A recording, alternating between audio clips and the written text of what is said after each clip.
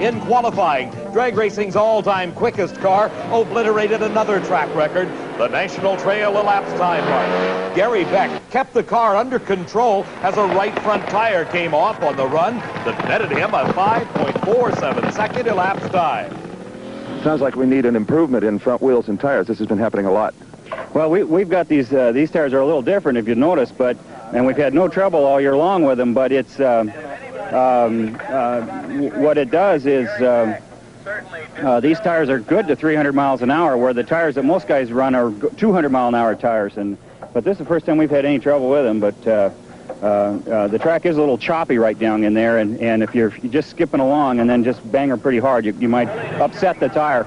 But the many-time funny car champion displayed some of his awesome power in a qualifying attempt that set a new National Trail speed record. A mark of over 249 miles an hour put Prudhomme in the record book. I'm down here at the very far end of National Trail Raceway.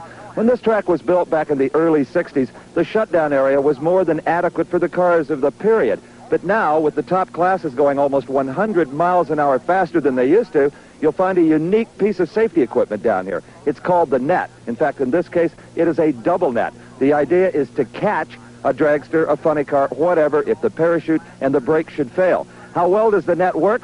Well, we all found out yesterday when California funny car driver Mike Dunn gave it the supreme test.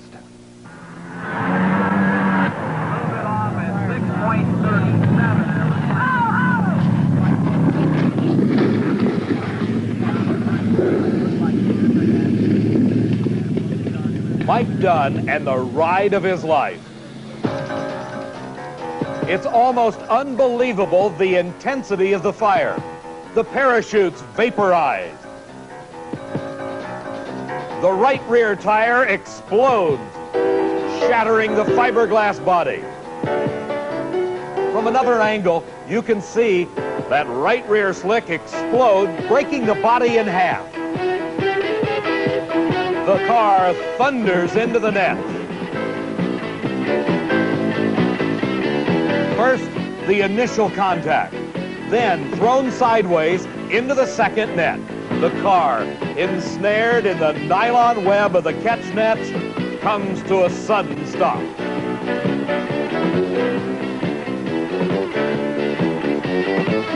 And with the smoke rising from the burning tires, engine, and grass, Mike Dunn releases his safety harness, jumps from the roll cage, and hard as it is to believe, Mike Dunn was able to run to safety. Mike Dunn, you okay? Yeah, I'm fine. It's one of the worst accidents I've ever seen at this end of the racetrack. Wasn't that bad. I looked it from here. I think when you see the tape, you'll believe me. The net definitely prevented what could have been an awful bad situation. Yeah, oh yeah, definitely. Throttle hung wide open, and reached for the fuel shot, and then blew up and backfired and everything else. So everything went wrong that could go wrong, really. Yeah. I was pulling as hard as I could to get that throttle back, and something got hung up somewhere. I'll let you get up to your crew. They're concerned as we are. Mike Dunn, one cool driver under intense pressure. When Snow in the near lane raced Jim Head, a hometown favorite from Columbus, Ohio. Snow began to build a big lead right off the starting line as Jim Head's engine exploded into a ball of flame. Head was able to bring the car to a safe stop, but the engine, as you can see, just obliterated itself about 200 feet off the starting line. As he was racing Rance McDaniels, the Tharp ran into problems. The car went up in smoke right off the starting line. He pulled ahead of McDaniels, won the race, but exploded an engine. A ball of fire and the supercharger leveled, hanging off to the side. Back in the first round, after he defeated Kenny Bernstein, John Force had his parachute look like a streamer. And once again, trying to stop the car, John Force takes dead aim on those catch nets at the end of the racetrack. Force guiding his car towards the center of the track and the center of the net, much slower than we saw Mike Dunn go into it. The net stretches, then responds and stops John Force. You are accelerating to over 240 miles an hour in less than 6 seconds. Anderson up in smoke. Gary Bergen, he also had to lift for a second, and it's a close race, and Gary Bergen pulls it out at the finish. a 6.26 second elapsed time. His speed, 233 miles an hour. But as we watch again, watch Tom Anderson in the far lane lose traction. Right there, the car up in smoke. Gary Bergen pulls up alongside, and that's where he stays all the way down that quarter-mile racing surface to the finish line. And by a wheel length, Gary Bergen defeats Tom Anderson. The winner of this race will match up against Raymond Beadle in a great start as Oswald loses control of the parachute, comes out on Rick Johnson's car. Oswald across the finish line with a 6:41 elapsed time. Glidden into the staging beams last, both cars with the wheels in the air, and a close race at mid-track. The Camaro against the Thunderbird, and Glidden pulls it out. His wife, Etta, shows her happiness, and Glidden saved the best for last. 178 miles an hour, and he's won 2 races already this weekend. Can Beadle carry the string on? He's got the lead over Mark Oswald, and he pulls it out at the finish. Raymond Beadle, 6.05 seconds.